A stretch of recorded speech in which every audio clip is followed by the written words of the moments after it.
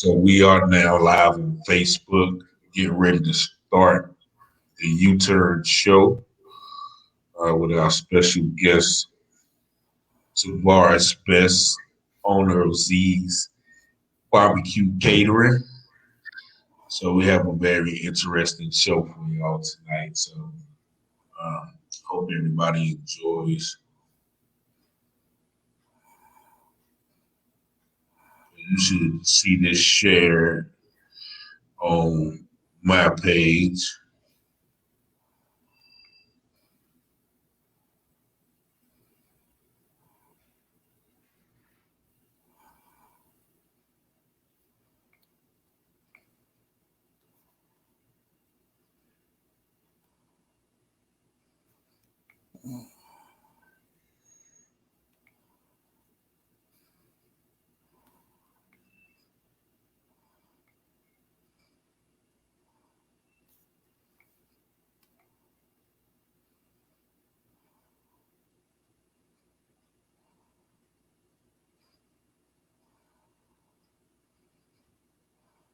Y'all make sure y'all share this broadcast. I'm gonna go ahead and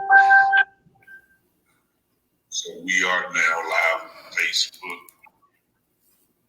Yeah, turn that down for me. So yeah, I'm gonna go ahead and switch the mics over to the radio show so you won't be able to hear me.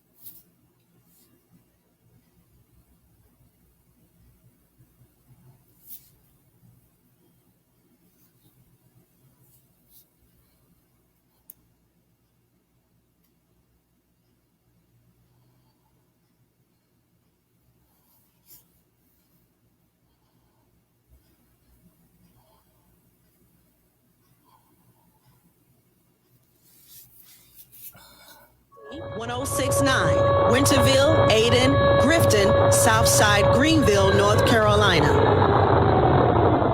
I try to be a better man, but folks just don't understand. Trying to do all I can to deal with this addiction in me. Lord, I wanna change. I can't stay the same. But the sins that in my vein, it's trying its best just to kill me. Good evening, ladies and gentlemen.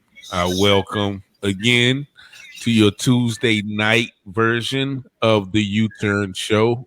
I am your host, Richard Taylor, here on Awesome Radio 106.9 WBIS-LP on your FM dial. Thank you all for tuning in. Those who are tuning in to the Facebook app, we welcome you. Also, feel free to go to our website, www.wbisawesomeradio.org, and download our Google Play apps or download us on the Apple Store as well as Alexa. And also remember, this is a live call-in show, so feel free to call in at 252-756-2000. 8 if you have a question for our guest.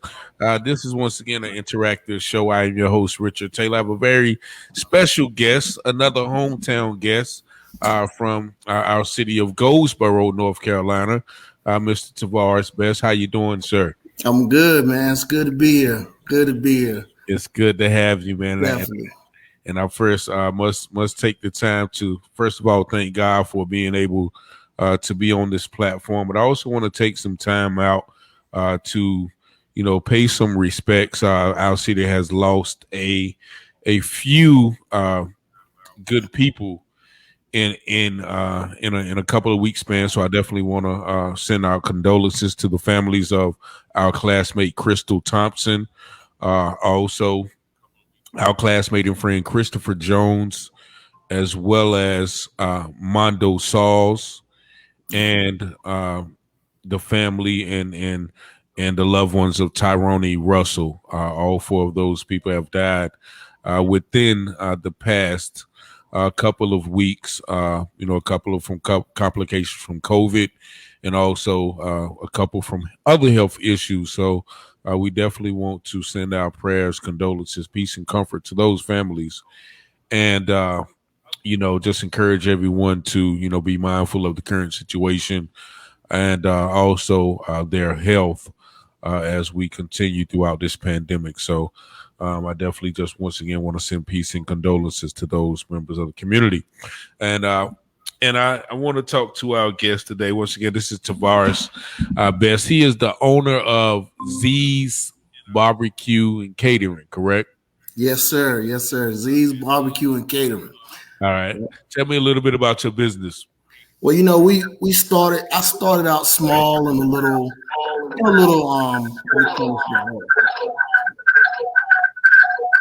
Yeah, if you can turn that down, turn the There we go. No all right. feedback. All right. Yeah, so we started out a little small business. I started catering. Just got tired of working for other people and realized I had the talent to do it for myself. So I started out with a little restaurant inside of a gas station, took that to the catering business, and eventually bought a food truck. And now I just run my food truck, try to set up different food truck rodeos, especially in Goldsboro, because that's my hometown. And I want to try to bring something back home that we don't actually have like the bigger cities. We don't really see that in the bigger cities, where a bunch of food trucks come together. And a lot of times, just to speak on that real quick, when we do those food truck rodeos, a lot of things people don't realize is that a lot of the proceeds, some of the donations, that the money that we make go back to certain charities. So it's all about giving back to the community. We definitely try to do that. And that's kind of one of the businesses that I promote with my food truck business, is being able to hold events to give back to groups that, we did the Kids Eat Free downtown. It turned out pretty good. I was kind of upset with my people, though. I'm gonna tell you, I was kind of upset with y'all because Why you say that? Because we came out, we probably had about 10 trucks out there to feed every child 10 and under for free. I was expecting people to bring kids out to eat. This is an opportunity for them to see things, see different trucks and different foods, and get to try some stuff they hadn't. We went all in. We had a magician, bouncy houses, DJ, and we probably fed about 120 kids. But for a city like Goldsboro, where a lot of people are struggling, I was hoping to see more. And I reached out to a lot of churches. I reached out to a lot of community groups, and I was looking to see more people bring the kids out. That was. And everything was 100% free. Yep. For every child 10 and under got to eat off the trucks for free. Of course, if there was children older than 10 that wanted to eat, we wasn't going to deny them. The parents paid for their food. Of course, that was just to help support the trucks that did come long distances. But yeah, the children, the magic show, the bouncy houses, all of that stuff was free. We plan to do it again. Soon, just to kind of bring it back. Maybe last time the weather wasn't good, or people just didn't know what was going on, but we're gonna definitely bring it back. Okay. And my mother, Letta Taylor, said, "Keep doing it, brother. No matter how thank you little support you get, keep up, and eventually people will come around. Now, it wasn't always a business aspect for you. Now, you say you started your business truck in when? How long ago would you say? It's been about 3 years now it's been about 4 years that I had the catering business and restaurant, and then I started the truck about 2 years ago. Just to go back to the beginning, just to give a little background. You know, I come up same place you came up, Goldsboro, North Carolina. It's rough down there. You know, we got into a lot of trouble. Both my parents was in the home, so I ain't gonna make no excuses and say, well, it's the one. Nah, that's not. I don't want to make that excuse. Okay. Let me address that real quick, because I had the same upbringing, Right. and I know a lot of things that drew me out of the way. Mhm. What are some of the things that drew you out of the way? The example that you might have had set forth in the household. Just myself, just being a child that was wanting to see different things, hanging out with, I ain't even say the wrong crowd, because a lot of times we make excuses, and I'm not one to make excuses. I just personally like that life, to be hanging out all night, hanging on the street corner, doing whatever I could to try to get a little bit of money.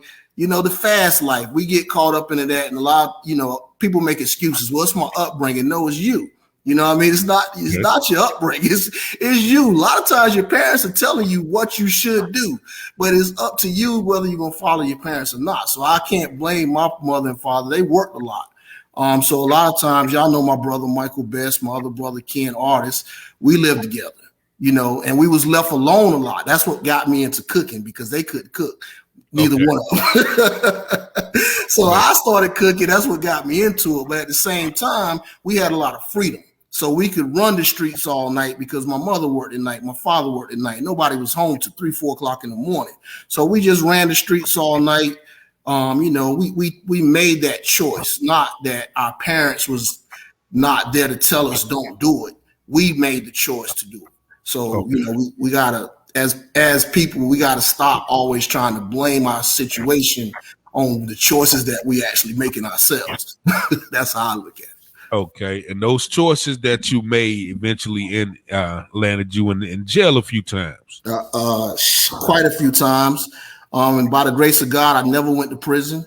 But I did, suffer going through some jail times, and mentally, when I went to the county, I went to several county jails, not just in North Carolina, but Wayne County a couple of times, and I realized that it wasn't for me. Mentally, I was not the type of person, and I thank God for knowing that I wasn't the type of person that could be behind 4 walls.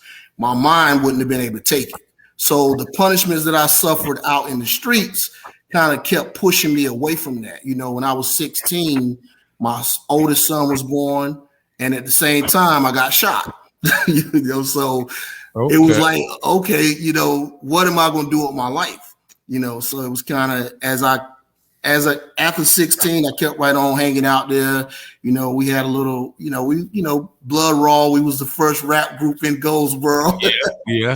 So, we did what we did. But I realized that that it wasn't going to be my end game. And that's what I try to tell the younger brothers that I talk to now. Don't let that be your end game. If you're going to be in the streets, nobody's going to be able to stop you if that's what you want to do. But use your mind to do something with that. While I was out in the streets, the one thing I did was I don't owe any college loans, because every dollar I made went towards my tuition. Okay. So you go to college? Yeah, I went to college. I went to college. I have a degree from the number 2 culinary school in America. Okay. And what school is that? That's Johnson & Wells. Johnson & Wells, where's that located? They was located in Charleston at the time when I went to school. South Carolina? Charleston, South Carolina. And then they moved the campus from Charleston to Charlotte. This is right after I graduated. In 99, I graduated. But during that time, what I realized was I could take this money and buy a car, or I could pay my tuition. And I try to encourage these young brothers. You can't stop them. We got to stop trying to act like we have a control over what people are doing, but we can educate them. Okay. Take that money that you're making, whether it's $100 or $100,000, put it back into yourself and get out the streets. Auto mechanics make good money. Chefs make good money. All these programs you could be doing, but we're not getting that type of push. With from our people. And actually, you just mentioned a few professions: auto mechanics, Mm-hmm. chefs. What do you think about the push, as you said, for the people to push people to go to college rather than to pick up those trades that really do well and can provide substantial income for people, instead of, okay, well, if you don't go to college, if you don't make it in college, then your life Mm-hmm. is over, or if you don't make the grades to go to Right. college, then you're worthless. What do you think? Well, it depends. Like some college degrees aren't worth 10 cents anyway. Once you get out, you just wasted a lot of money. I mean, you look at some of the people that have degrees and they can't find jobs. Trades, you always gonna have a job. So I don't push towards, if you decide you want to go to school to be like have a psychology degree, that's wonderful. Nobody's saying don't do that. But at the same time, what line are you going to take that psychology degree down? But if you go to school for a trade, you're going to be an auto mechanic, a plumber, or a carpenter. They always got work. They always got work. And then don't stop there. Continue that and create your own business. We are afraid and what I see with our people is that we're afraid to go out on our own and do things. And I don't get it. I'm like, just do it. When I started my business, and I just say I left a job. I worked as a corporate chef for Capital One for over 10 years. Okay. I made six figures working for Capital One. Okay. But I left that job to start out with zero. And but it's just, coming from where I come from, that's why I say, if you willing to stand out in the streets and hustle all day, you should be able to be willing to put that same hustle into yourself legally and into any business, and just do it. Because that way you'll be able to control, if I don't want to go to work for the next 2 weeks, nobody can tell me I got to. But at the same time, I got bills to pay, so I have to.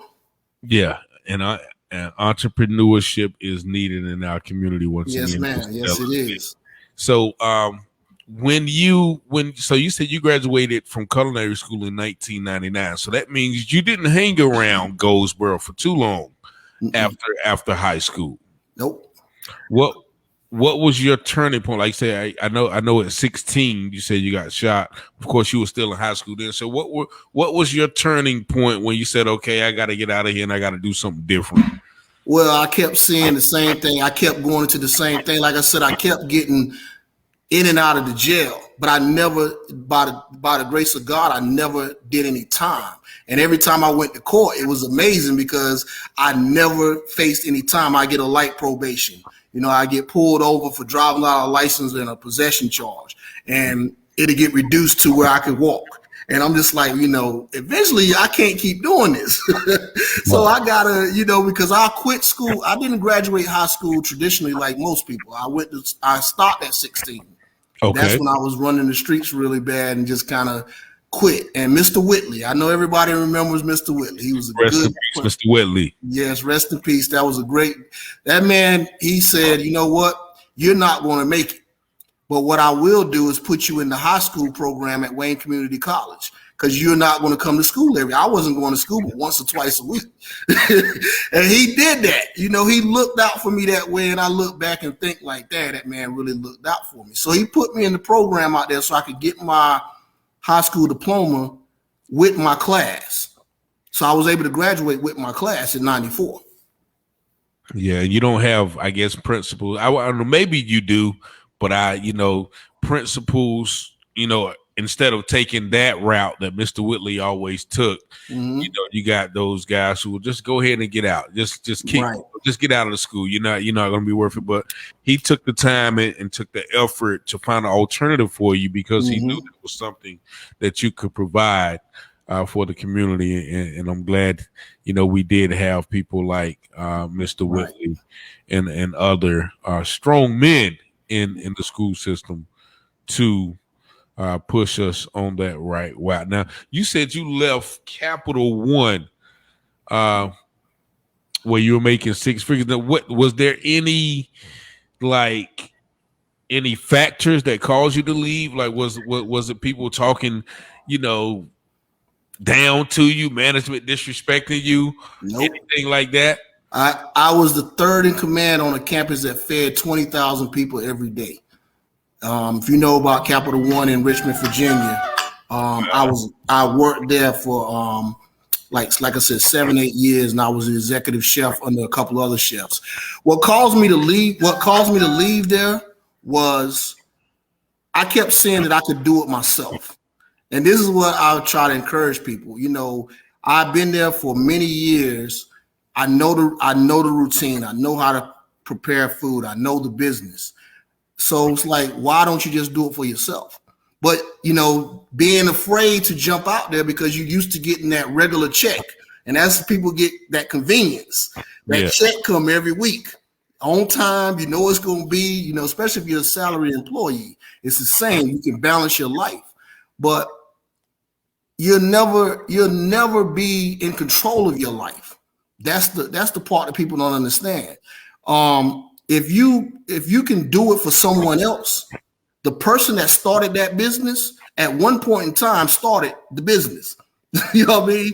Like Microsoft wouldn't be Microsoft if the person that started wouldn't have never took the time to say, I'm going to do this on my own.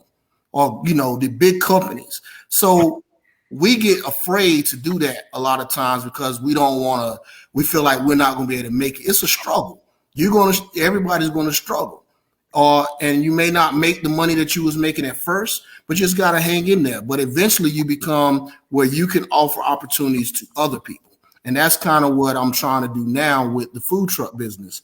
What I'm doing now with the food truck business is people know you give me a call and I'm doing a food truck rodeo, I'm putting you in, especially if you're a new business owner. And I will give you leads to wherever I can't be. This is where you go. Because when I started, nobody gave me that.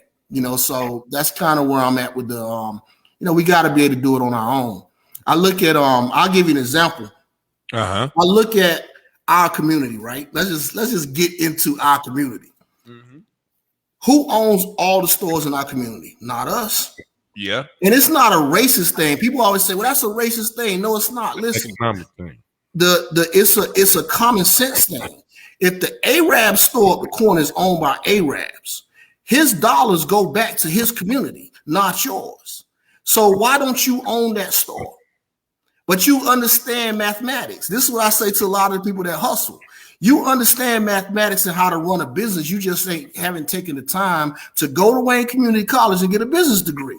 So while you sleeping all day, waiting to get up at night to make money, go to school, get your business degree. Spend that money on something that's going to help you, and then buy that store and give your people jobs within that community. And I blame the hustlers and I blame the churches for that. I'm telling you. I was going to tell you. That is a very deep subject because I always say, we don't live in a community, because when you live in a community, right, you own the resources in your community, whether that's the grocery store, the hospital, most importantly, the banks, and the schools. Yes. And so without the ownership of those entities, we're not in community. We're just being occupied by people who come into our communities, right, and drain us of the resources and leave us to fight for what's left. But we're going to take a break, a station break. We're coming back with independent businessman and philosopher Tavares. Yes, we're going to be right back. WBIS 106.9 FM radio. Churches and ministries, remember, we're commanded by our faith to show the love of God to this world, even in a legal problem. That's attorney David Gibbs Jr., and this is the Legal Alert. Our attorneys receive many calls from pastors and ministry people with one valid question. What should the church or ministry do if someone ever comes into the service just to disrupt, just to protest, or to just make a scene? It can be easy to make a knee-jerk decision to just manhandle the protester and throw them out.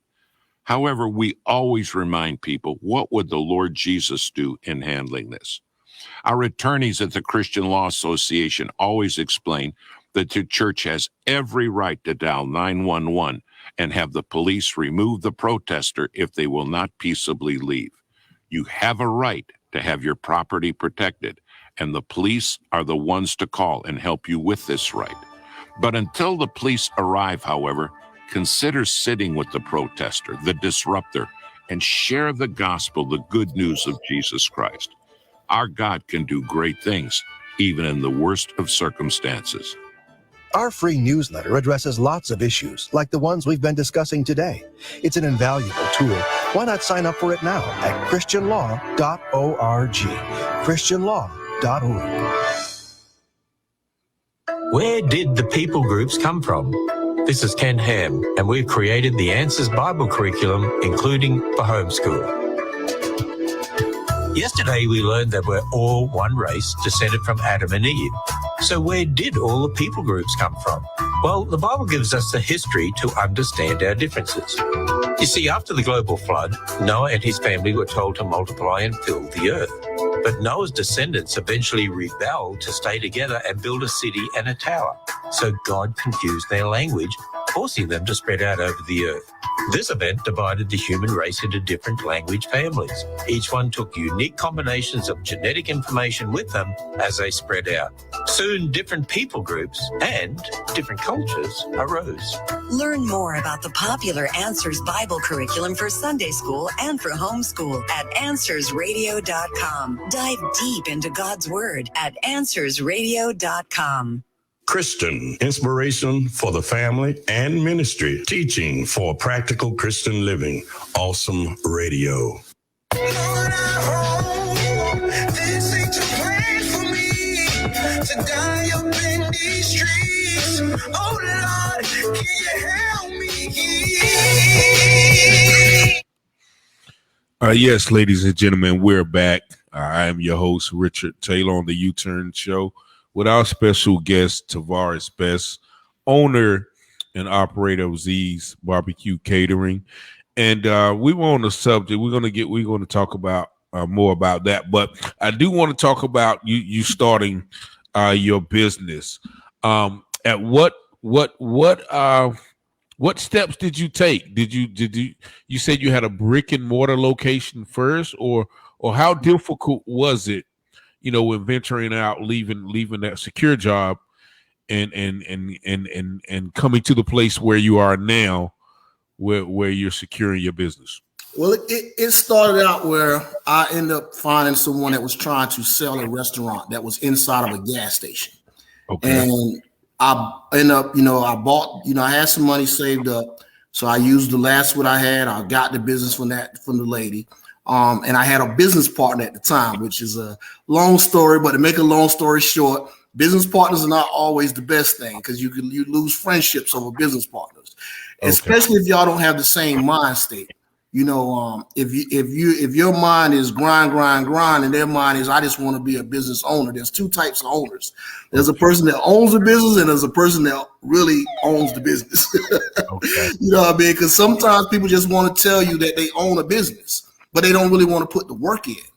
So, we started out as partners. That didn't work so well. I bought him out with, from what I could. I gave him his, his portion, and I kept the restaurant. So from there, it started out slow. People started learning that I was in there, started coming in, and the more people learned that we was in there, the food was good. So that's how I got, that's how I started getting a reputation around Clayton, North Carolina. And from that point, I built it up to where I have the food truck now, and it's just been going good ever since then. And the food is good too. I can attest to that too. Thank you. Whenever you see the barbecue truck, whenever he posts online or social media, if you're in the area, definitely stop by and you won't be disappointed. Now with the food truck, now how do you secure, for those who are looking, how do you secure locations to run business at? Like, do you have to talk to the city? Do you have to talk to different entities, businesses to park in their parking lots? How does that go? Yeah, that, and with you in North Carolina, if you're licensed in North Carolina, you can go anywhere in North Carolina. So a lot of times what you got to do is reach out, like you said, to different businesses. Can I pull up in your lot? Some businesses want to charge you to pull in their lot. Some are like, they don't mind. You can do like I do, which is host festivals on your own. You just got to find someone to let you use your lot. A lot of the breweries, a lot of the apartment complexes, because they don't have food and they want to supply food to their guests, you reach out to them. So it's a lot of networking, a lot of groundwork. I think when we first started out, we probably had 2 places that we could go to once a week. And, it was kind of like, we got to pick it up. So eventually I started, people started talking about the food and the truck. And I did a lot of things where I didn't make any money. I would just make what I spent back. So, but that was to get the notoriety. You go out. That's one of the things you just have to do sometimes. Go out. Yeah, sell your food. Don't look to make a profit. A lot of people, when they get into business entrepreneurship, the mind state is, I'm going to make money because I know, I'm going to make money. You may not make money the first year or the second year. You may make enough money to survive, pay your bills at your house, and that's all you got. But then if you stick with it, eventually you'll start to make the money that you can start putting a little bit away here and there. Putting a little bit away from here and there. And I always like to take it back to where I'm from. Mm-hmm. It's the same game. That's why I try to encourage young brothers that be out in the streets hustling. Like, you have what it takes to start a business and get out the streets, because it's the same game. You're going to spend a little bit of money to make more money. You put a little bit to the side and you keep putting it into your business. It's the same game. But you just got to use that knowledge that you learn, and whether it's wrong or right, I don't judge no man for what he does. That's what God does. I don't tell no man, because at one point in time, and I say this because people like, well, you have, you got friends that do this and do that. But guess what? At one point in time, marijuana was illegal. And people went to prison for long periods of time for selling it. Now it's legal. And you ain't, so I can't judge a man for what he does in the streets, as long as he ain't killing nobody. But what he's doing other than that, that's take your money and use it wisely. That's all I try to get him to understand. Use what you got wisely to be able to benefit. Like, buy a convenience store. And the reason why I keep bringing up the Arab stores and the Chinese stores, I'm going to tell you this, right? I commend some of the churches because some of them do this, right? But for everybody that spends money in their local Chinese store, local Arab store, we just went back to school. The kids just went through a pandemic. Name me one of them that gave away book bags. Boy. Just name one. But you put millions of dollars into their hands every year. But they don't put nothing back into your community. When things are hard, tell me which one of them go out and give away bottles of water. Wow. So why are we supporting that business? What we should do is stop supporting them until they move out. Then put our resources together to buy that same business and then give it back to the community. And this is where the church comes in. Because they should own the businesses, and as much money go through those churches through what we just talked about a few minutes ago, tithes and offerings. Yeah. Why come they don't own convenience stores and gas stations in the hood? Yeah, and I would love, because that's not something that only you talk about.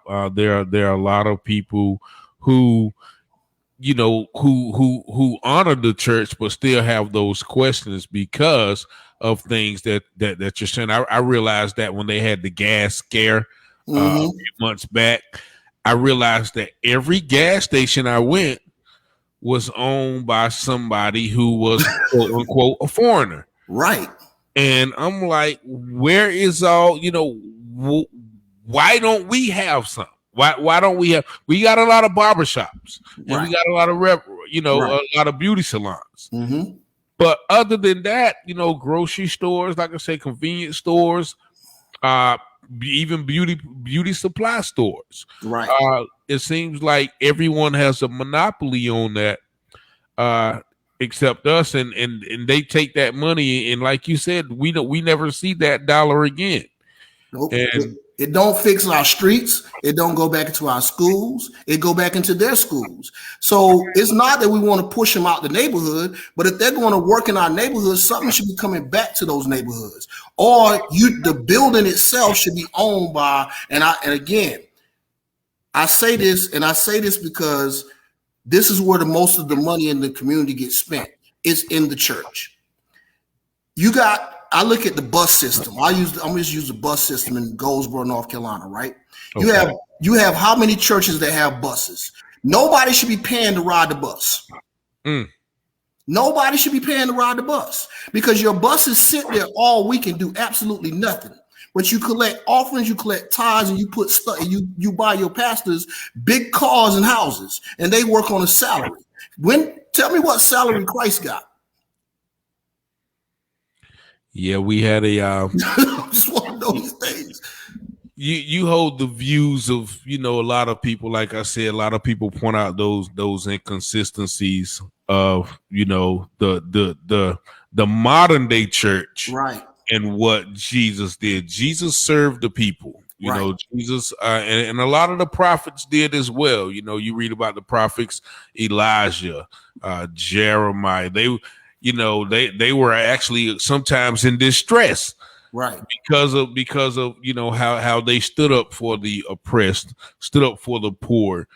And there's a lot of conversation that churches can and should do more, and they should be held accountable, especially with the finances that are taken in on a every Sunday basis. So definitely we're going to get more into this, man. We have about 20 seconds before the break, but once again, we are here with special guest Tavares Best, owner of Z's BBQ and Catering. Don't forget WBIS awesomeradio.org.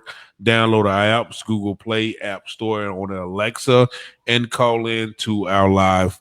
AURN News. I'm Ebony McMorris. Thousands gathered at the Lincoln Memorial over the weekend in Washington, D.C. for the 58th anniversary of the historic March on Washington. I spoke with one of the organizers, Cliff Albright, co-founder of Black Voters Matter, on the next steps concerning voting rights. The Senate decided to take a vacation in the midst of this battle, and they went on recess for like 5 weeks. And we've been making a demand. Recess must end. You've got to come back and deal with this. The House has done its job. So we're going to be doing actions all across the country demanding that the Senate end the filibuster. And I do think that this is going to be a new wave of civil disobedience that at the end of the day is going to rival that which we saw in the 60s. You can't have a legitimate democracy without voting rights. Use the power we gave you, or don't expect us to risk our lives, come back out in the next election cycle to put you back in power. So that's our message to Democrats. For AURN News, I'm Ebony McMorris. Hi, this is Monica of Journeys Transportation, and I listen to Awesome Radio.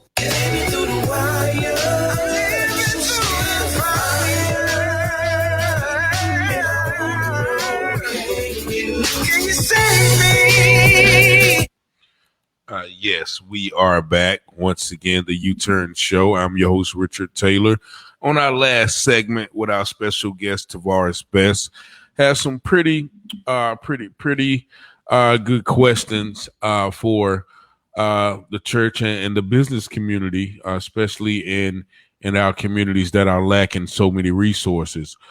So one thing that I did want to mention before we get on that subject, well, actually, it's the same subject. Like last time I saw you at the event that you had with the trucks, you actually had your children in there working. Yeah. And now that's something that I see in a lot of those stores that you mentioned. Like you go into the Chinese store, you see their kids running. You go into the Arab store, you see them teaching their kids the aspects of business and running your business. How important is that for you to show your children how to make money and how to work for yourself? I mean, it's very important. I mean, because unless they start learning it now and seeing us do it as parents, and me especially, I let them come up there and work. I let them make money up there, and I, show them how to start balancing their money, how to put it away, how to save it. Our children don't. That's something they don't teach us in school. Finances is not taught in school.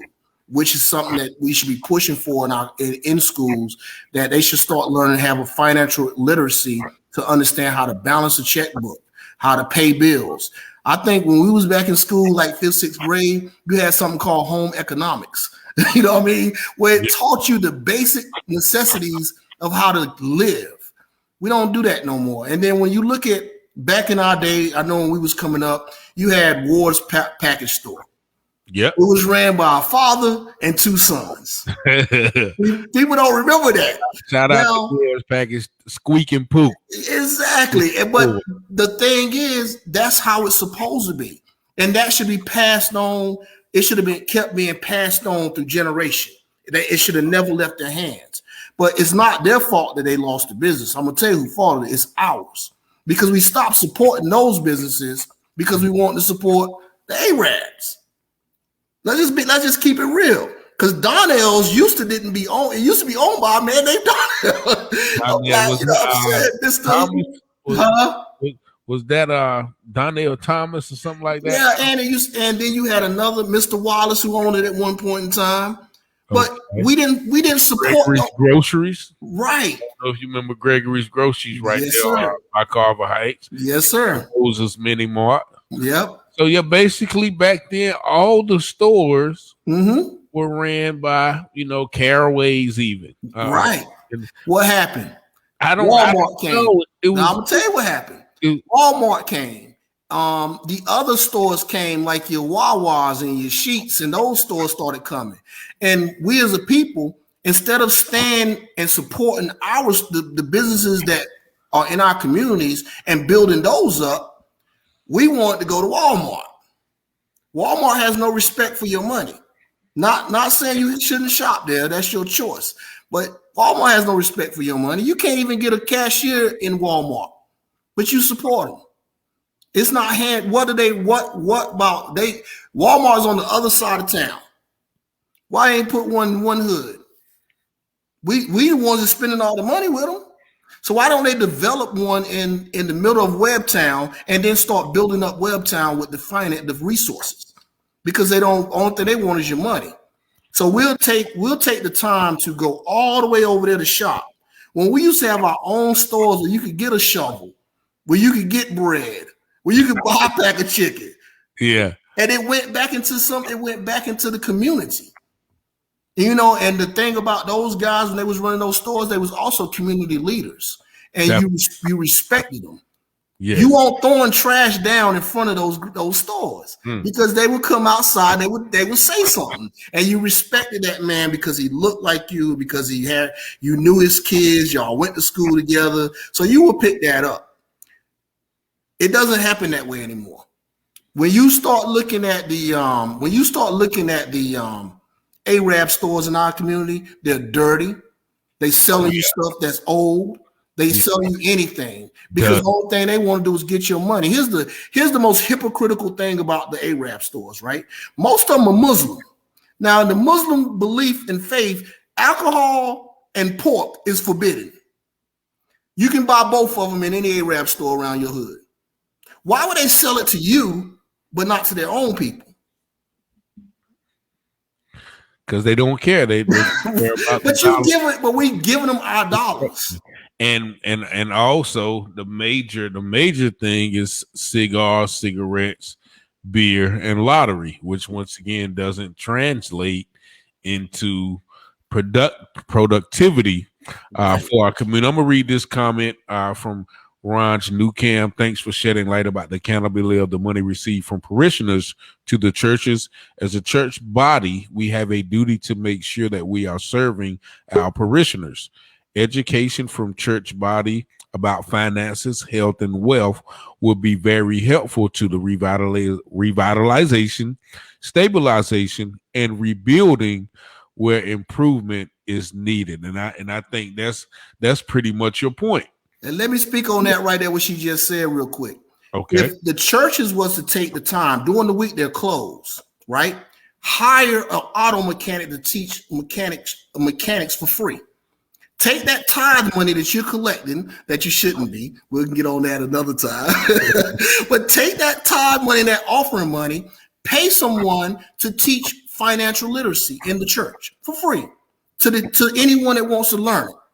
Take that tithe money and turn it into where you have a licensed plumber come in and teach people that want to get their, so they don't have to pay for it. You have the resources, but we don't hold the churches accountable. We don't hold the churches accountable. We don't hold the people that's in our community selling product accountable. We don't hold ourselves accountable. We just we continue to let it slide, and it's detrimental to our community, because what you have now is a bunch of kids who go to school and they got to learn the same thing for 12 years in steps. We learn American history from 7th grade to 12th grade. How is that helping me when I graduate? Yeah, and not 7th grade to the 12th grade. I said this a while back. We learned the same stories from 1st grade to 12th grade. Right. The same stories year in and year out. And I've always said this. Our system is not about education; it's about indoctrination. Yes. Where we're not taught how to think, we're taught what to think, and that the American education system is built for breeding those workers, not independent business owners. It's built for breeding workers to work in, around here. I would say the factories, which is nothing wrong with it. Like I said, like you said, there's nothing wrong with that. That's going to provide for you. That's going to provide an income for you. But there's so much more, to be attained and materialized with a different mindset. Right. And that goes back to what you just asked me about having the importance of having my children on the trailer with me, because now my children they know how to balance the cash draw at the end of the night. They know how to count the cash down. They understand what it takes to purchase material, then sell material. So as young children, they're getting a grasp on how to actually be business owners instead of workers. So whether or not they take that knowledge with them and they decide to go work a job, that be their choice, but they're learning it. And as parents, we have to teach our children that, because that's not what they're being taught. So as business owners, if you open your own business and you have children, they should be working with you, whether they want to or not. They should be working with you, and so because you're instilling something in them to help them. Further down the line, they may decide to open up a business, and guess what? They know how to cash out a draw at the end of the night. A lot of people think that's simple. It's not, because if you're trying to count all these checks and all the money that you made, and you got credit cards that went in this account, but you got cash, and you're trying to balance it to make sure you didn't lose any money, that's also dealing with mathematics. Yes. So we gotta get on top of what we're supposed to do. And once again, Ron Janucan said most churches have educators that members of the church that are capable of teaching various injuries to the children and adults. So why? I mean, if you can see this need, why do you think most churches or pastors? Because once again, my father's a pastor, so I love pastors. I love churches. I've been in church all my life. I've seen, the lives turned around, from drug addicts to, from alcoholics to family men and being productive members of the society. But on the other hand, there's more, to do on earth. Having your soul saved is fine, but still we have a responsibility on earth. So, why do you think most pastors or parishioners don't see this? If you can see this and so many other people can see this, what do you think is the hindrance of putting that pedal to the metal? I'm gonna give you the plain truth. It's because the church is just a show now. It's a song and dance. It's all about, most pastors aren't pastors anymore. Back in the day when your father was teaching, when he was really into the mission, he was teaching the word of God. What they do now, it's all about inspiration. So they're no longer pastors that teach people, how to build, They're not in the streets anymore fighting for the communities. You don't see outside revivals like you used to see back in the days. It's all about a song and a dance now. It has become a show. It's about collecting money, inspirational speaking, sending you home on Sunday, and I don't want to see you again till next Sunday. But bring your checkbook. Okay, and I do have to put this disclaimer out. The views and opinions of Mr. Quest doesn't reflect WBIS on radio.org. Yes, sir. Make sure you put that out there. That's definitely a challenge to the ministry, to the ministers and churches out there, because I did come up in an era where after church, 11 and 10 o'clock at night, my father and some brothers from the church would ride right up to Donnell's and be out there passing some tracks out, witness the brothers, taking them home. Next thing you know, I would see those same men at church cleaned up. Right. So they actually went out to the community, and it's now, it seems like the people are more concerned about their church, not reaching the community and see those same people and lock their doors instead of getting out of the car. Like, hey, how can I help you? What's wrong? No, come. Here's the problem, right? A lot of our people have never even read the Bible. So, a lot of our people that have read, if you have read the Bible, you would understand a lot of what you're learning is wrong. You're not learning what the Bible actually says.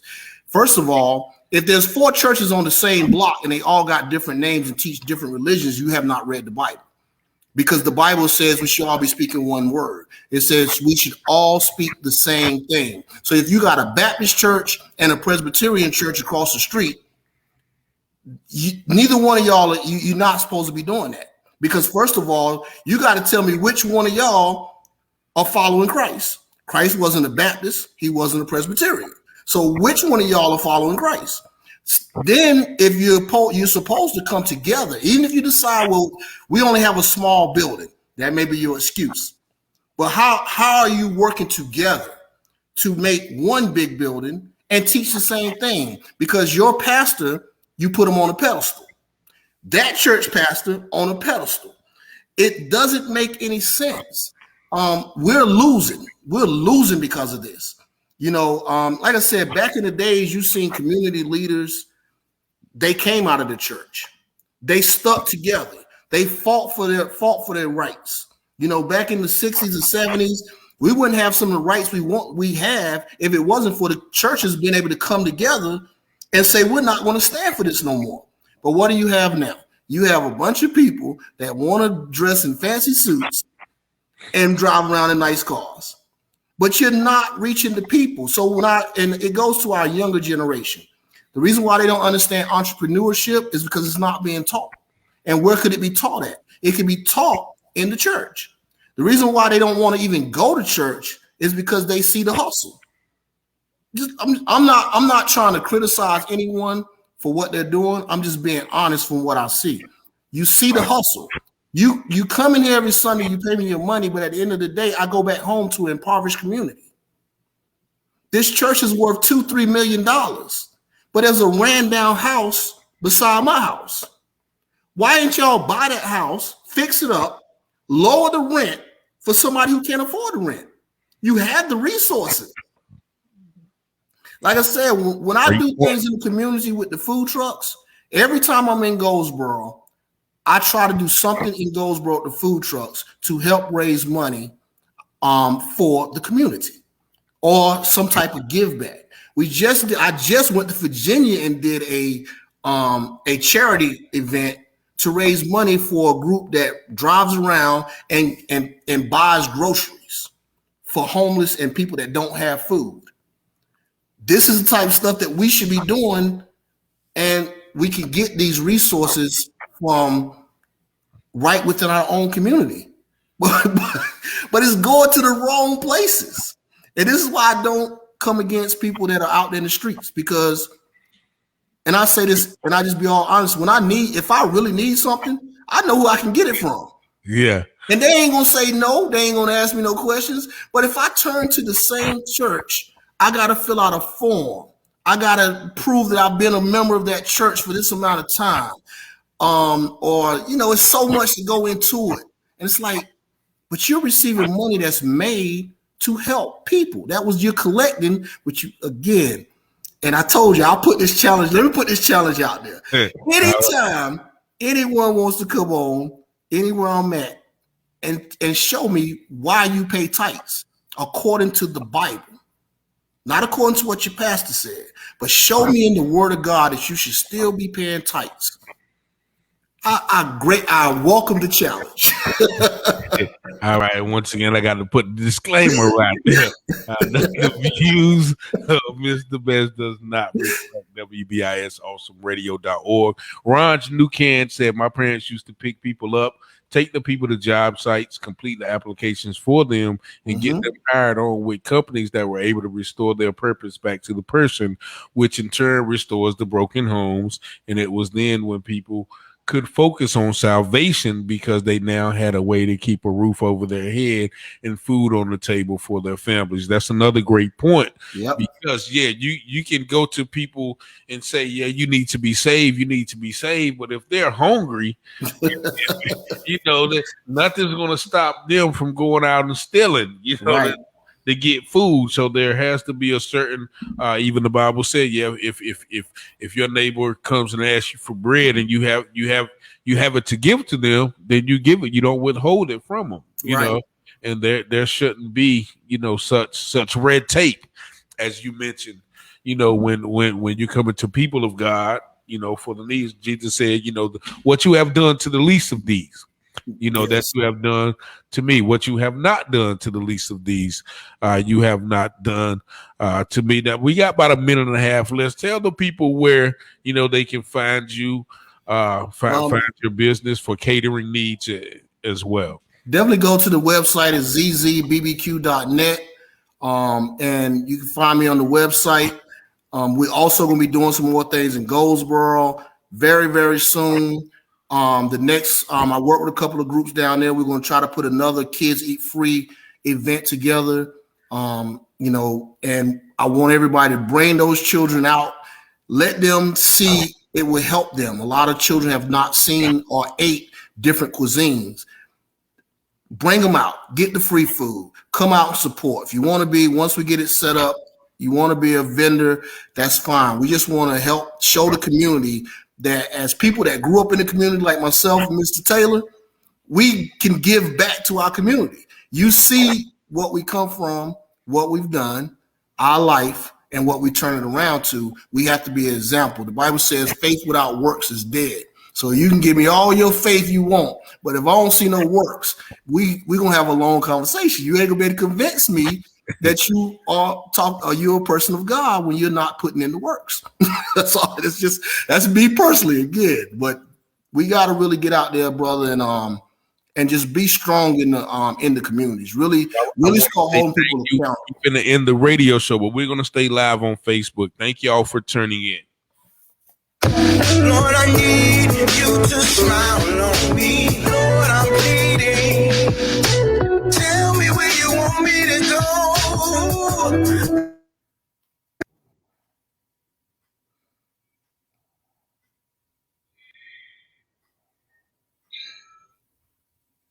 Can you hear me? Yeah, I'm still here. Okay, can you hear me? Yeah, I can hear you. All right, okay. So we can go a little bit further, man, in discussion with the tithes, though. Break down the tithes again. All right, so in tithing, if you go in the Bible, a lot of pastors go to Malachi and they pull the scripture that says, will a man rob God, right? And they say, yeah, you have robbed me. In what? In tithes and offerings. Everybody knows that scripture if you go to church. They pull it all the time. Well, let's just back it up and give it some context. It was not talking to the people. Back up to the first verse. It was talking to the priest. Malachi was a prophet to the priest. The priest was robbing God. They was taking the best of the offerings, keeping it for themselves, and giving. If you read the Bible, Well, hold on, wait a minute. What verse is that right there? That's in the book of Malachi. I want to say it's chapter 2, verse, is it chapter 2, 5? I want to say it's chapter 2, and it gets about 5, somewhere in around 5. I'm not, I have to go get my Bible to actually give you the exact verse, but it's in Malachi. Matter of fact, okay, yeah, it says Malachi 2. Okay. And now you priests, this warning is for you. If you do not listen, if you do not resolve to honor my name, I will send a curse. Yes, I've already cursed them. And because, for the lips of the priests ought to preserve knowledge. Where's that one, will a man rob God? That is going to go into verse 3. That's going to go into chapter 3. So here's how you read it. It's chapter 3, verse 8. So when you read it in context, right? If you start in chapter 2, where the chapter actually starts, where you read from in verse 1, it says, and now, O ye priests, this commandment is for you. This whole chapter is not to the people. He's talking to the leaders of the church. But they'll take that scripture and flip it and say, you're robbing God when you don't pay your tithes. Nah, what God was telling you is that you're cursed because you're robbing him. How was they robbing him? Because they wasn't bringing all the tithes into the storehouse. Now, you want context, you got to go back into the book of Kings. You got to go back into the book of basically back up 4 or 5 chapters. The priests, what they had begun to do was God's commandment to the people was that you had to bring the best of the crops. Okay. You couldn't bring the straggler. You couldn't bring the ones that was limp. You had to bring the best to the house. The priests started keeping the best for themselves. I remember that. Even in Samuel's son. Yep. Eli's son. Right. They was bringing God. They was bringing the Lord the leftovers. And they was keeping the best for themselves. So in Malachi, God is addressing them. And he also tells them that the priest's lips should keep knowledge. Why? Because they had begun to teach things that was contrary to the word of God. Exactly what they're doing now. So the whole book of Malachi is not addressing the people. It is addressing the priests, or what we would call today the pastors. So when the pastors are collecting all this money, and they're getting the best of the best and telling you how we supposed to be taken care of. First of all, that was never in the scriptures. And if you're going to collect the tithes in the form of money, which was never done, you can't find any scripture where tithes was collected in the form of money. Mm-hmm. You should take that same money and you should be putting it back into the poor, the fatherless, the widows, and those that don't have. So that's why I say a lot of times what we have done is, instead of us reading the scriptures for ourselves, because the Bible has a lot of information, and like I tell people, the Bible itself is basic instructions before leaving earth. That's how I look at it. If you take it for what is written, you will live a successful life. Yeah. Now, I know your younger brother is an elder and a pastor. Yes, he is. How does he feel about the tithes and your views upon tithes? Have y'all discussed that? We have discussed it before, and Mike is. I love my brother. You know what I mean? I love my brother. Mike, he gets it, but again, he's been doing it for so long. He doesn't. I mean, how do I say it? Because I'm gonna have to say it the way it is. I'm gonna have to get Mike on the show. I know my brother. I know my baby brother, right? Yeah. When they're collecting tithes, it's not for the purpose of buying myself something.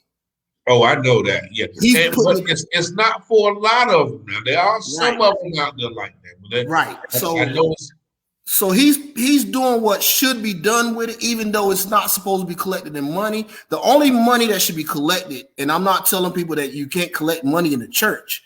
The only money that should be collected is offerings, free will offerings. You can't put a number on people's money. That's the problem. So where is the tithes then? So like say people are tithing today. There are not there. You can't. You can't tithe today. The reason why you can't tithe today because the tithes was paid off your cattle, your land, and it was all farm goods. Or if you made clothing, you would give a certain amount of linen to the priest, and that linen and those clothes would go to the poor. So the tithing was never money.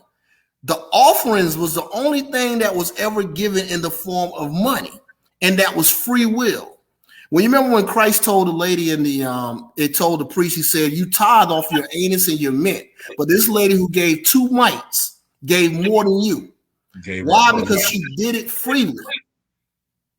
She didn't feel like she had to do something based upon pressure. Like you got people that want to see your W-2 forms. What is that? I'm not talking about every church because that would be hypocritical of me. Some pastors are out there doing the right thing, but the majority of the churches are doing it wrong. And because they're doing it wrong, it pushes a lot of our people away from the church, away from the Bible. They don't want to deal with that because why am I giving you 10% of my income? And then you're collecting 10% off my gross. First of all, it says 10% of your increase. Your increase doesn't start until you finish paying bills. You didn't increase. Let me ask you a question, right? If I gave you $100 and you had to pay your light bill, which was $60, you had to pay another bill that was $20. You have $20 left. That's your increase because the other $80 didn't belong to you. It was owed to somebody else. So my tax would come off my increase. Never looked at it like that. They don't. They say, well, your increase is your net. How is that my increase? If I give you 10% off of what I've made, which may be $100, I give you 20. I give you 20 of it off in the beginning. Now I don't even have enough to pay my bills. Mm-hmm. And once again, this is the disclaimer. Awesome Radio 106.9. The views of Mr. Best do not reflect the views of Awesome Radio 106.9. But I've never thought about that. I would definitely have to do my research or consult with some elders of mine. And once again, a lot of people do things off tradition. Even the scripture speaks of we have traded the ordinances of God for the traditions of men, and I've always questioned that, like even the Christmas tree and all of those things that we celebrate that are basically traditions of men. All traditions of men. Man has corrupted our minds, and it's like I said, this goes back to our people in the community. We have been lied to for so long. We don't really want to do. We want to do right. You see people that want to do right, but they just don't know how. We have to, as me, you, other brothers. I see Bevan out there pushing hard.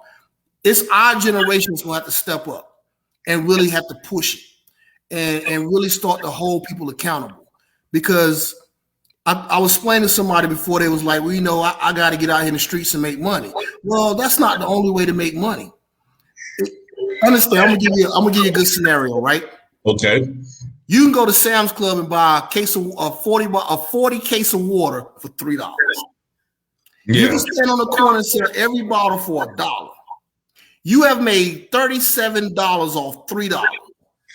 Hey, and it's funny, right? Because I just left Atlanta, and often exits in them corners, like you see, I saw a whole bunch of young boys out there with some coolers, right, waters, and they were walking around and counting them ones. Right. And I was like, wow, hey. So now, if you do that 2 times a day, and you do that 7 days a week, you pretty much made a good paycheck.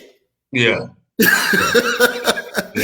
see what I'm saying? You've made over $500 doing that because you're making about $70 a day, and times 7, that's 49, that's $490 you can make selling bottles of water.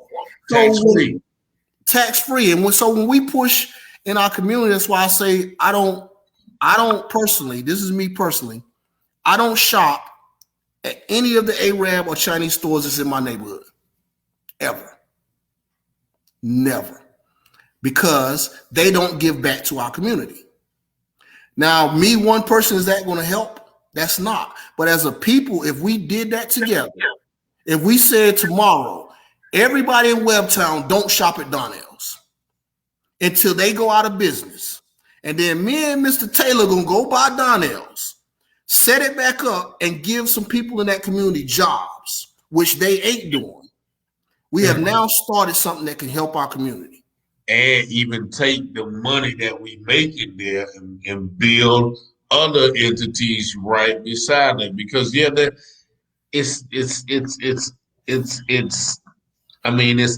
see it, and this just not Goldsboro, it's wherever I go. Everywhere. It's just Arabs at the Arabs, and nothing against Arabs because they're doing what they're getting the money. That they have great business savvy. Okay, we know these people, most of them don't have transportation. Mm-hmm. They set up right by projects most of the time, right in low income housing. People can walk to the store. You see, they got the same. Every Arab store now got chicken. They got food. They got one-stop shops. They got everything you need. But I just be like, man, and I see them. They talk to you any kind of way, and especially my Chinese brothers. Sometimes they talk to you any kind of way. I order, and I order me some Chinese food today. And this lady, she was yelling at me, I couldn't. And you were off your money, and you should be respected. But let me help you to the game what they do. So the Arab store on the corner and the one down the street, they probably relatives. So so I was when I worked in the corporate world, I was dealing with a lot of corporate things. This is the strategy. So like me and you would buy one store. We wouldn't really work. We would pay our bills at home and we would put every dollar into a bank account. Then we would split. I would buy you a store. So now you own your store and I own my store. But then we would bring another person in and we would buy them a store. So what they do is they come together as a group. They start with one store. It'll be 5 or 6 of them. And eventually they own every store in your community. And their families, they take their families and they buy them stores. So there's a pot that all the money goes into. This is what one of the Pakistani brothers that was working with me was explaining to me. He was like, so we have a banking system amongst ourselves that we take, and everybody that owns a store has to put this amount into it until we buy another store. Then we bring somebody over and we put them in that store. That's their store. That profit goes to their family, but they have to put money back into this banking system. So now let's go back to the churches. This is what they should be doing for us. We should be able to put our money into a banking system governed by a church to help set up stores, restaurants, grocery stores, banks, fast cares. We can't get hospitals. We should have an urgent care in the hood ran by our people. And it's not about racism, because people say, well, why do we want to put everybody else out? We don't mind y'all being in our neighborhoods. But if you're in our neighborhoods, if you're not giving anything back, then we don't really need you, because we can't go to yours and do that. The Jewish community would not allow that. For you to set up 6 black-owned businesses in a corner in a Jewish community. Go try it. And it's nothing, it's not. Support, because we as a people have been taught to put ourselves last and have this kumbaya feeling and to think that looking out for ourselves is wrong. But when everybody else does it, like even our Mexican brothers and sisters, they come over in one house, they work, put all their money in the pot, okay, buy you a house, put all your money in the pot. Now everybody's on their feet. And they got their little haciendas, they got their little store. You see them all over the place. They got the little, taco trucks. And with the Koreans, the Asians, everybody looks out for themselves except us because of conditioning, I would say, or lack of trust, or and it will be hard, for as you mentioned, like for churches to do that because who's going to be the head guy? That means everybody has to take a step back. Not really. They already have a head guy. So they don't have to do it for anybody outside their congregation. Start with your congregation. Okay. You already have those people in there that trust you in your congregation. You have a pastor there that you trust so much that you're giving him 10% of your income every week. There you go. So if this one church just did this alone, it don't have to be where you go to everybody and do it. But let's say one church did this alone. They could start something. Then another church could say, well, our congregation, we're going to start buying up Webtown. The other one say, we're going to buy up North End. Yeah. And eventually, everybody's going to have that. So it can start within your own. It doesn't have to branch out and say, well, we're going to try to find people off the streets to do this with. You already have a congregation that has been there with you 10, 20 years. You got deacons on your board, mothers on your board. You got choirmen that ain't never going nowhere, that grew up in that church, that trust you. You find the ones you and you work with them to get it done. We might have to put that together. we might have to. Like I said, we make excuses. I'm not one for excuses. Yeah, because like even my brother Bevan was saying, like especially when the pandemic hit, you had all these buildings just sitting there, and those buildings were still having to be paid. Right. But with that money, with the excess money, could be invested into properties, whatever you want to invest in, and bring money back in, set people up. So yeah, within your own congregation until you're able to get enough wealth to start a banking system that can help people outside of your congregation. But you can start right there. Like I said with the buses, when I mentioned the buses, right? You got buses sitting there all day. That's a great, Nobody should be paying in the hood to ride the bus. Those buses can be funded and paid for. They already 501c3s, so write it off as a charity. If you need your money that bad, write it off as a charitable event. Ride behind the bus system. Pick up the ones that can't get to and from work. Let the buses run later at night. Open up daycares for people that work at night. Free daycares. Why are you paying daycares at a church that is a 501c3? You got plenty of people in the congregation. Churches do have daycares, right? And they charge people. Exactly. Why? Wow. So as a community, these are the things we could do to help establish and build back up what we used to be as a people, right? And again, I say this because I don't want nobody to say, well, he's only talking about his people. And when I say as a people, I'm talking about everybody that lives within in the poverty areas. Because we are all in this as one. Because you have white people, you have Chinese people, you have Mexicans that live in impoverished areas that need help. So when I say as a people, I want people like, oh, he's just trying to, it's not about race, it's about people that are struggling that need help. And we have the resources to be able to help each other, but we don't. We rely on these big banks to tell you, no, you can't get a loan. It's amazing to me how somebody from another country can come over and get a loan for a restaurant. And when I tried to start my restaurant, I went for loans, but when I seen it wasn't going to happen, I said, well, I got enough to just do it myself. But you can't get a loan. But I can come over here from China. Well, they don't get loans from the banks. Get loans from the government, right? No, they get their loans from They get their loans from the Chinese money that's been started by the Chinese store. So those 5 Chinese stores that's in your community, that's all there, they all put back into a pot, or they put it into a banking institute so that when this person comes over here, you give them that money. Because we have millions of dollars invested into your bank. So we just got to get better at helping each other, man. That's just how I see it. We got to get better at using the resources we have. A lot of our brothers and sisters out there in the streets. I'm just gonna say it. You brothers are very intelligent.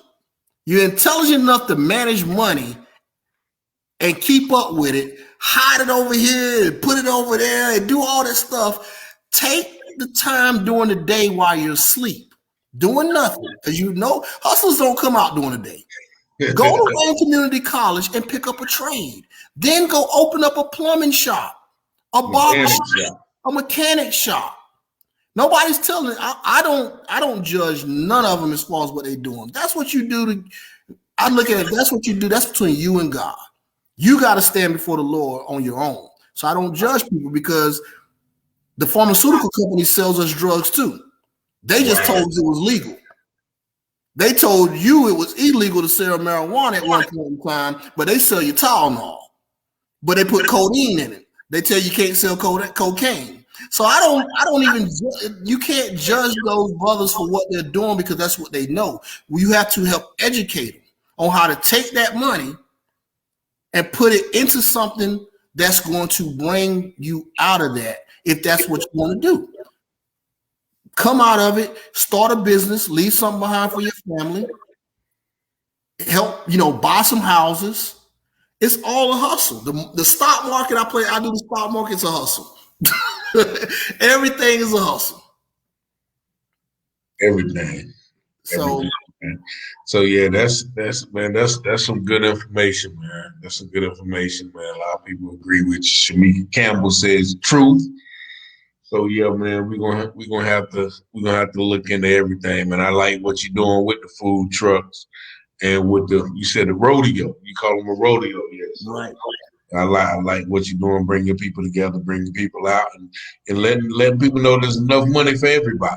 Right. A lot of people don't realize, like, so me and y'all know my cousin Pee Wee. That's my best friend there. Me and Pee Wee still best friends to this day. We talk all the time. Me and him was sitting down talking about it. That's why the food truck rodeos got started. Me and him was sitting there. We was at a restaurant one day and we was talking about we just got to find some space to do it. It's like we could bring back, something to the community. And we was like, we was growing up, we would go to the park, North End, hang out. We go to HV, we would come together on certain days and just play ball, hang out, just chill. When we started doing the food truck rodeos, I seen that same atmosphere where everybody's be out there laughing, hanging out, eating, having a good time. You know what I'm saying? And when we did when I did the Kids Eat Free, me and him paid for it all. That's big right there. Yep. That's when was that? We did the Kids Eat Free about 3 months ago. And that was downtown Goldsboro? Downtown Goldsboro on Center Street, right across from the police station. We had a DJ. DJ Mickey came out and DJ'd. The Core Foundation, they came out and they was giving kids signing them up for summer camp, making tie-dye socks, giving them different things they need for school. My brother came out with his ministry to talk to people that may want to get their lives together. We had a magician, we had 3 bouncy houses, we had 10 food trucks, and we raised money for the Goldsboro High School Scholarship Program. And when I told him what I was trying to do, and this is why I say I look at the churches and then I look at my friends, the ones that really are really about helping people. Yeah. When I mentioned this to certain groups, they didn't want to help. I mentioned it to him one time. He's like, whatever you need. That's big. So you cannot get me to say anything bad about people that are really, because you don't know their heart. The Lord judges the heart, not the man. So you got brothers out there that's so much more willing to help than the people that's calling themselves saved. So Terrence Thornton said, let's get the money back in the community. Man. Let's get it back. Let's get it, man. It's up to us, our generation, from the generation of the 90s. Yeah. It's our turn. Yeah, because we're responsible for a lot of dysfunction though. So we gotta. It's our turn. Okay. Well, I appreciate you having on, man. We'll sit up here all night, man. You know I will. Yeah. Like I said, you tell me everyone to come on and challenge me. I didn't pull out my scriptures today because I knew we didn't have a lot of time. But I have enough scriptures that we can sit here, we can go through it, and not in a challenging way, but more of a discussion, so we can all get understanding, and maybe we can benefit from it. But we got to start doing better and really start following that word if we really want to say that we're trying to help each other come closer to God or whatever your God may. I don't judge people. You may not believe in the same God I believe in, but if your path is righteousness and that's the road you're going down, I don't judge you for that. Just don't, we don't have to agree on what the Bible, but we got to come to some common understanding. Yeah, we got more, we got more similarities than differences. Exactly. We everybody wants the same thing. That's love, peace, happiness, wealth, health, liberty, all of those things. So, that's what we have to look at when we're trying to come together, but we have those different, for lack of a better word, denominations. And that's always been a question for me, wait a minute, Methodist, Catholic, Presbyterian, AME, Kojic, we let doctrinal differences destroy our community. Yeah. I've told somebody that before. Your doctrinal difference is not big enough for me not to be able to deal with you. Yeah.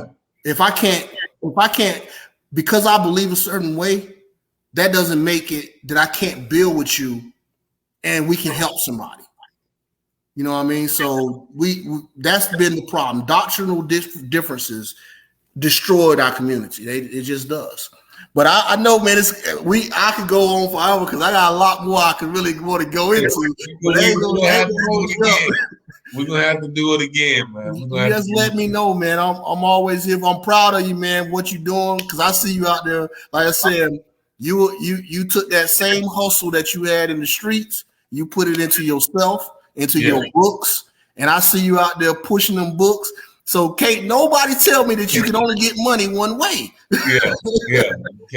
I'm telling you. Get it, and I'm proud of you, man. Because I know where you come from. I seen what you've been through, and look at where you at now. You keep doing what you're doing, man. If you ever need my support, if y'all want to put something together through any foundation, you just give me a date and a time. Let's plan it. I get the food trucks together. We can raise money through that. All thing you gotta do is just say it. I'm there. You know what I'm saying? I'll put myself in there and come up with do it. And vice versa. Anything you need me to do, man, that you might think I can help out with, just let me know, bro. Will do. All right, man. Have a good night, man. All right, you too, brother. All right, bro.